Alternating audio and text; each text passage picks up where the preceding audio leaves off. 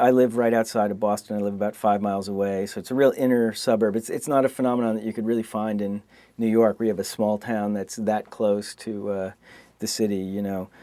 And I really find that to be a nice way to live, because you have, you know, the best of both worlds in a sense. The thing I've been really thinking about lately was what happened with gas prices over the summer when they spiked up to $4 a gallon. You know, they've since dropped because we're in the midst of this financial crisis. But at that time, I was thinking very frequently about in the Boston area, if you wanted to buy a house for under, say, $300,000, you'd have to move out of the city maybe like 45 minutes.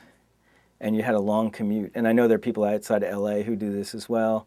Outside of every major city, outside Atlanta, you know, you have to drive 45 minutes to an hour or more both ways, you know, to get to and from work.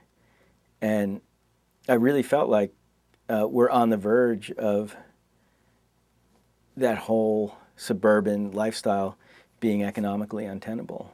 That they're going to be these distant, and I think, you know, some planners have been talking about this. They're going to be these suburbs that are in effect going to be like inner city ghettos. You know, they're going to be abandoned, and they're going to become, you know, they're going to be a couple houses that are inhabited on a street full of, you know, boarded up big old homes. You know, it may be a dystopian vision that is too extreme, but you can see how that could happen, and you can see, you know, the values of homes near the city and near public transportation shooting up, and the value of homes, you know, a half hour or more from the city, you know, really plummeting, and you know, just a big demographic shakeup in our culture, and a lot of anger.